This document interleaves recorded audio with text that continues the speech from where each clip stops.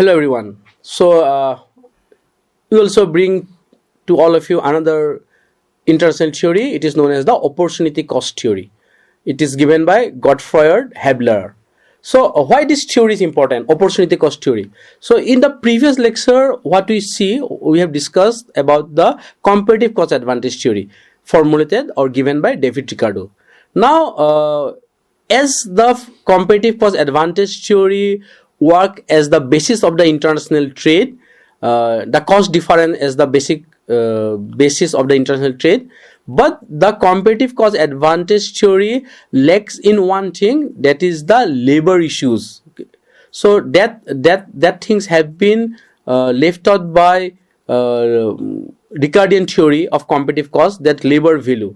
So that is expressed by Gottfried Habler in this theory of opportunity cost. So what is opportunity cost, or what is opportunity cost? So the opportunity cost theory of international trade, it was given by Gottfried von Habler, and he was an Austrian American. In 1936, United States Economic Department at Harvard University worked with Joseph Schumpeter. His memorable work is The Theory of International Trade, 1936, Prosperity and Depression in 1937, and Habler is more known as because Habler has reformulated Ricardian theory of comparative cost advantage. So before going to this opportunity cost, let us have some concept of cost.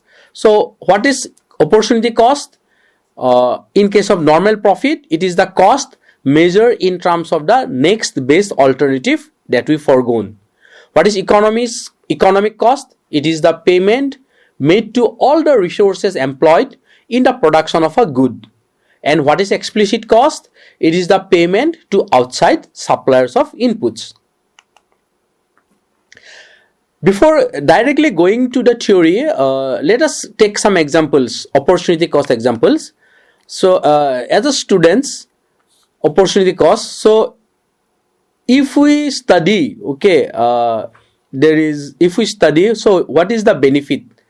So benefit of study, and if we have some free time, if during the period of study, if we are having some free time, we are spending our time leisurely, so then it will be a loss. So we may suggest that if you are wasting your time leisurely, so the opportunity cost may be your loss in the future prospect. So opportunity cost, look at a diagram here. Opportunity cost, choosing one good or service over other. So in the diagram, what we give up, say there are few things. There is a steak board, there is a jewelry box. So what is the opportunity cost? The item that we give up is the opportunity cost. So in our diagram, the jewelry box is the opportunity cost. The steak board is another opportunity cost.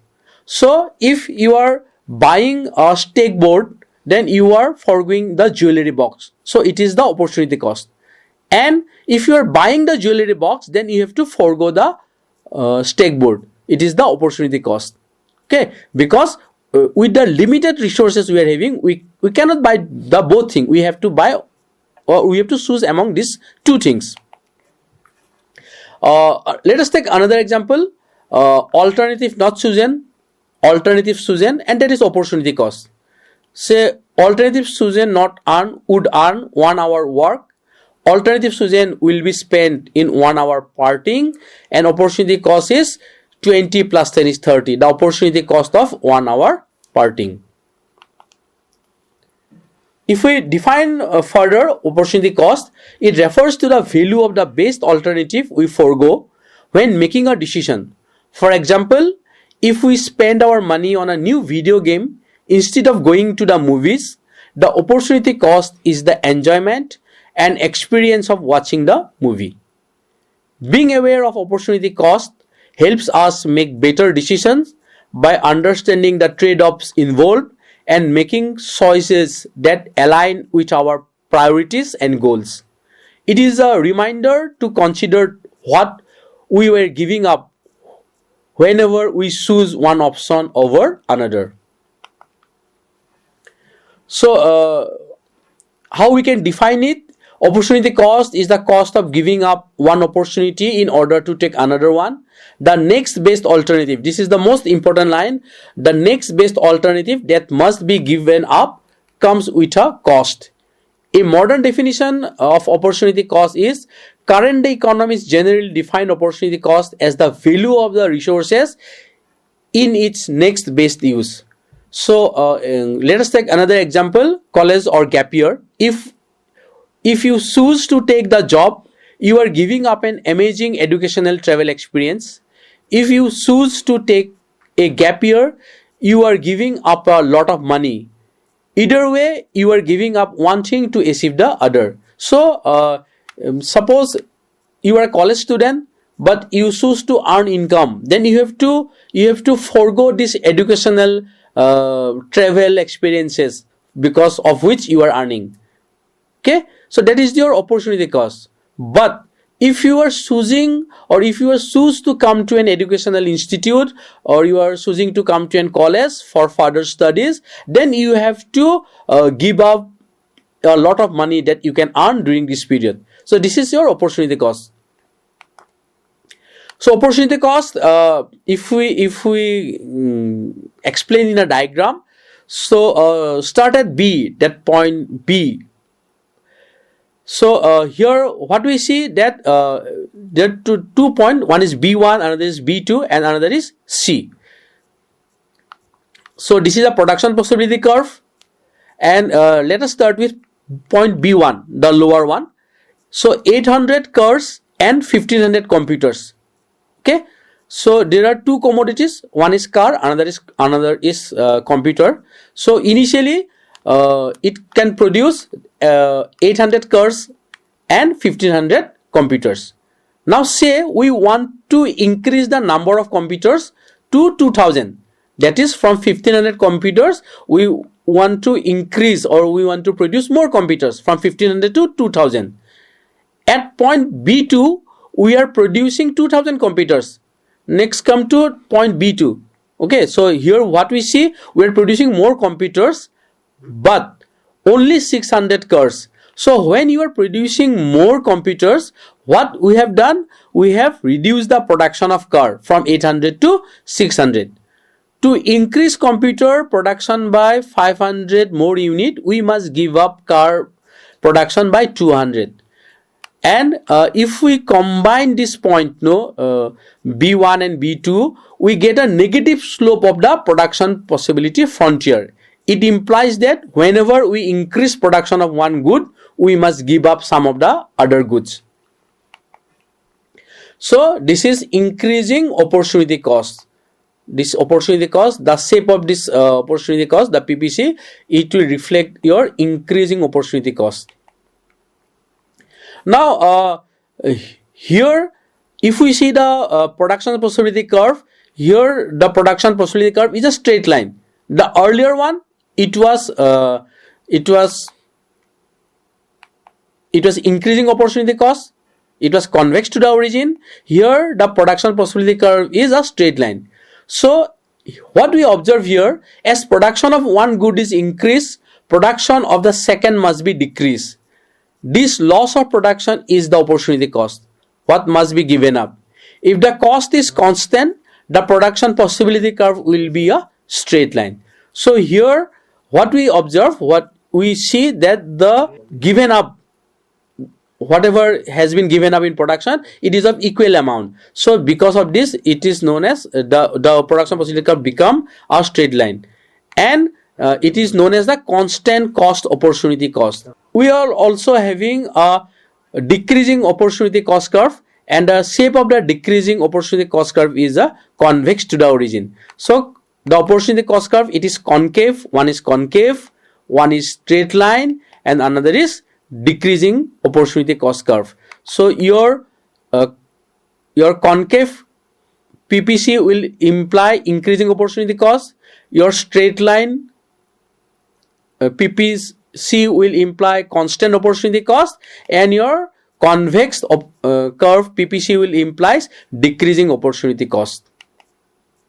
So if we go to the formula, basic formula of opportunity cost, it is FO minus CO. So what is FO? It is the return on best foregone option. And what is CO? It is the return on the chosen option.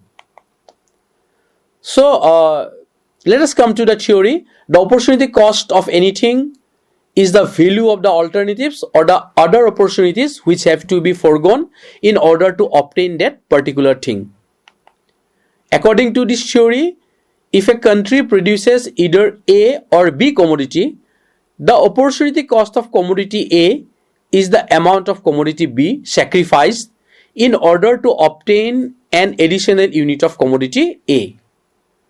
Nonetheless, the exchange ratio of the two goods is expressed in terms of opportunity cost.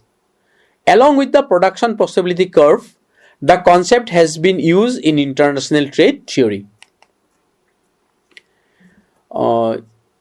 We are continuing this opportunity cost theory.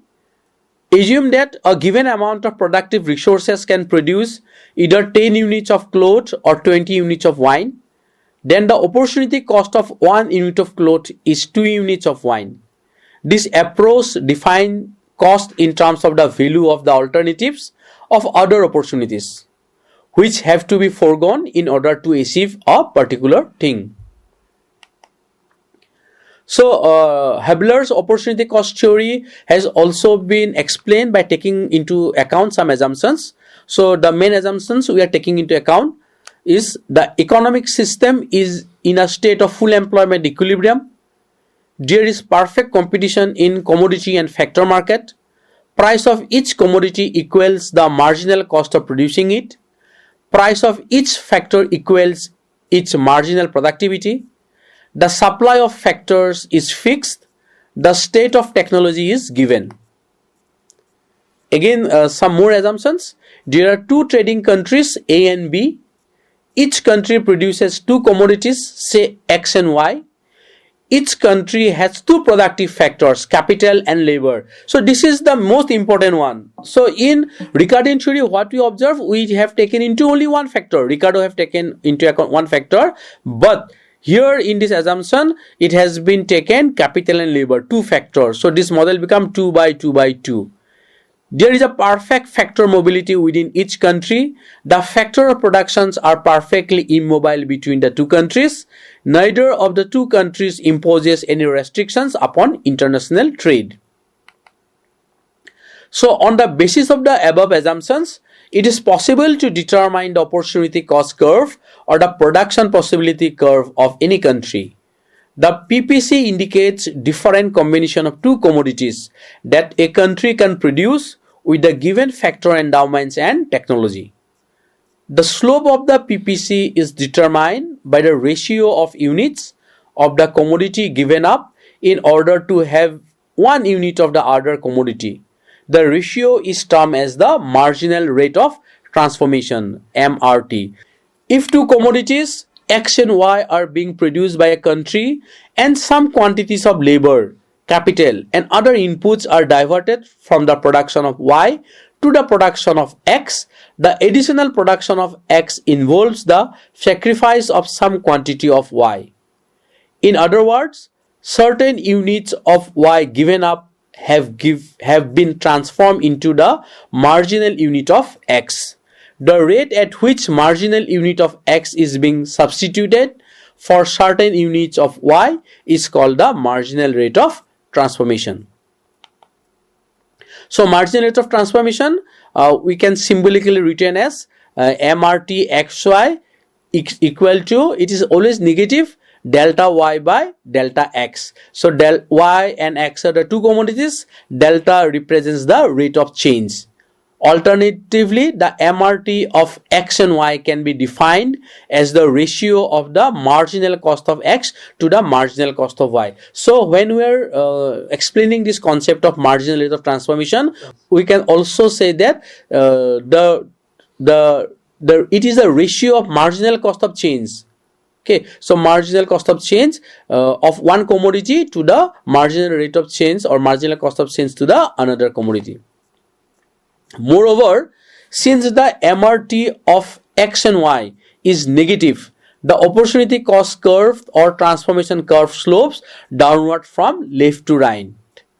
The opportunity cost curve may be a straight line, it may be convex to the origin or concave to the origin. So this opportunity cost curve, we have already shown in the diagram that the opportunity cost curve may take a shape of straight line, it may take a shape of a convex curve, or it may take a shape of concave curve.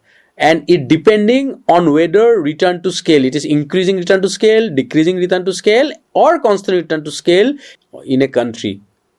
At every point on the straight line opportunity cost curve AB in the following figure A, the MRT remains equal.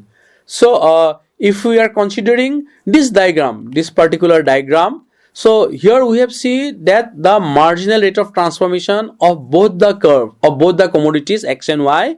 So we got it here, P1 by P2, P1 P2 by Q1 Q2.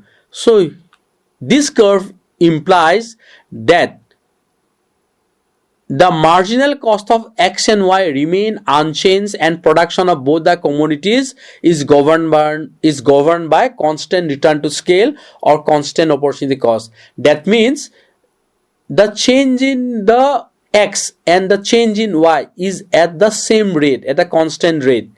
Here the commodity X changes from Q2 to Q1, from Q1 to Q. Similarly, from P2 to P1, the commodity Y, from P1 to P, but the rate of change, MRTS, it is constant, it is same. So that's why this curve, opportunity cost curve, become a straight line. It implies that all factors of productions are equally efficient in all lines of production. Since this is not true in real life, the production possibility curve is not likely to be falling straight line. Although we are talking about the constant return to scale or constant opportunity cost, but in real life or in practical way, we will hardly or rarely see this constant opportunity cost curve. Okay, because the changes in X commodity and changes in Y commodity, it is not going to be equal. The changes may be differ, it may be more somewhere or it may be less somewhere. So we hardly or rarely see this sort of opportunity cost curve, constant opportunity cost curve. Let us consider another diagram. This is diagram B. So in this diagram, what we see, the opportunity cost curve AB is falling convex towards the origin. That is, the marginal rate of transformation X and Y in this case goes on decreasing. That means MRT of two commodities X and Y, that is P1 by Q1 is greater than P1 P2 by Q1 Q2. So if we see in this diagram, what we observe that the change in the commodity X, Q from Q1 to Q and from P2 to P1. So the change in commodity X is more, but the change in commodity Y is less. So this happens when production is governed by increasing return to scale. Okay, so the earlier diagram was constant return to scale, and this happens because of increasing return to scale. And when this occurs, so your curve will become a convex curve. Your opportunity cost curve will be a convex curve. This happens when production is governed by increasing return to scale, or the cost of X in terms Y goes on diminishing as less and less unit of Y are given up in order to have more unit of X. Even this situation is not realistic because larger production of X will cause reduced significance of X for the commodity in terms of the commodity Y. This figure indicates increasing marginal significance of X. So let us consider another diagram. Now here the shape of your PPC is concave to the origin. So this figure C, it reflects the opportunity cost curve AB is a falling concave curve towards the origin. In this case, the MRT XY, marginal rate of transformation of XY, goes on increasing. So here what we find that MRT of XY is equal to P1 by Q1 is less than P1 P2 is Q1 Q2. So if we see the axis, the x-axis and y-axis, in x-axis we are measuring the commodity X, in y-axis we are measuring the commodity Y. So here the changes in commodity X, say from Q2 to Q1, Q2 to Q1 to Q1, the changes as it changes, the commodity Y, it changes more. Look at the diagram, P2 to P1, it is more than Q2 Q1. So this is because of the because of the concave nature. So the opportunity cost curve assumes this slope when production is governed by diminishing return to scale. As there is an increase in the production of X commodity, marginal cost of X rises while that of Y decreases. This case seems to be more realistic because in this situation a greater availability of X commodity shows a decreasing significance of this commodity in terms of units of Y commodity. So if we see in the practical field, or if we seek some relevance in today's world, so this sort of opportunity cost curve, the cost curve that is concave to the origin, will be seen more. Haberlas use this concept of opportunity cost to explain the law of comparative advantage. The nation with lower opportunity cost is said to have a comparative advantage in production of that commodity and comparative disadvantage in production of other commodity. So these opportunity cost curves are used as a tool by Haberlas in explaining the comparative cost advantage theory that was forwarded by David Ricardo. The theory determines the cost of producing a commodity in terms of alternative production.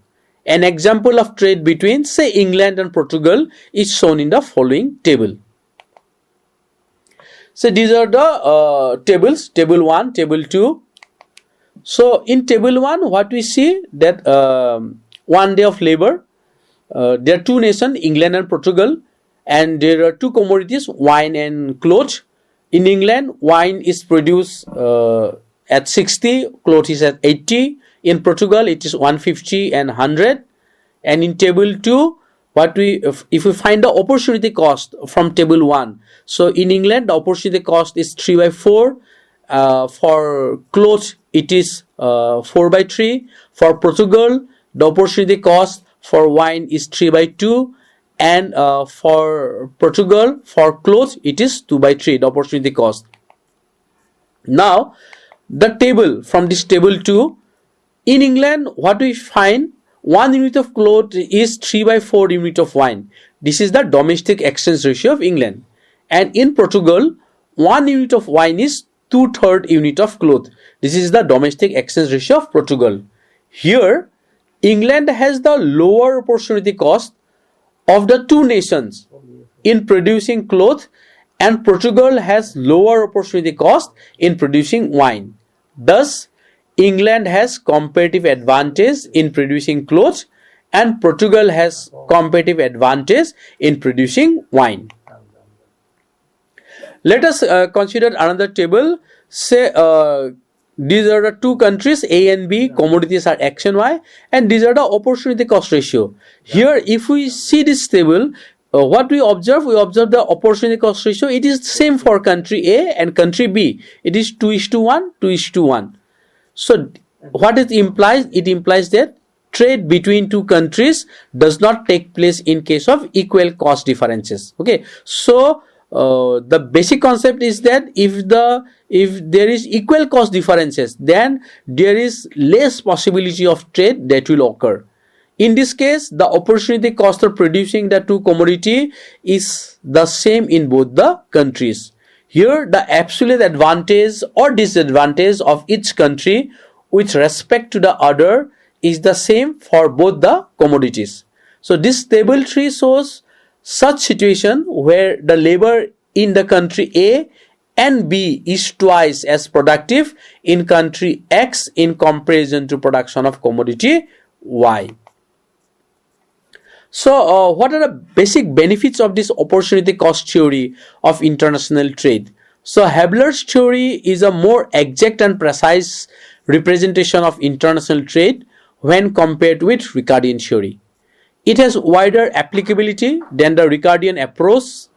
Haberler's theory explained the international trade scenarios in constant increasing and decreasing return to scale. So this is the most important one. So if we see the international trade scenarios, so Haberler is more specific that international trade can occur in constant cost, increasing cost and decreasing cost. Haberler's theory has also attempted to elaborate on the theory of international trade at various costs, that is constant, decreasing and increasing. Factor substitution was taken into consideration while profits were generated out of international trade. Haberler's theory has also been criticized. Following are the main drawbacks of Haberler's theory. As per many economists like Jacob Wiener, the opportunity cost theory is to be deemed comparatively more inaccurate than the real cost approach, as it failed to take into account certain real aspects or factors like strain, pain, sacrifice, lack of utility, etc. This theory has also criticized on account of its disregard for change in factor supplies. So Haberler's was not specific about all these things. What would be the amount of factor supplies? So what would be the impact of pain, sacrifice, lack of utility upon this cost advantages? It was contended by various economists that the opportunity cost theory was unrealistic and invalid in many manners, like the non-existence or absence of economies to scale, diseconomies, and perfect competition. This is applicable to both product market and factor market. So what would be the economies of scale? When we are talking about economies of scale are the advantages that a country gain. And what are diseconomies? It is the disadvantages. So the Haberler's was not specific about all those things. Another criticism laid down by Jacob Wiener is that the opportunity cost theory does not take into consideration the preference of leisure. It has also been criticized after being called notational cost, as the earnings sacrificed by one can be earned by another and not investment. The employment market at every position may not be a steady position in absorbed skilled labor. So here Haberler talk about full employment. Now full employment, we rarely see about full employment in any countries. The employment market is always an absorbed or skilled labor. Thank you.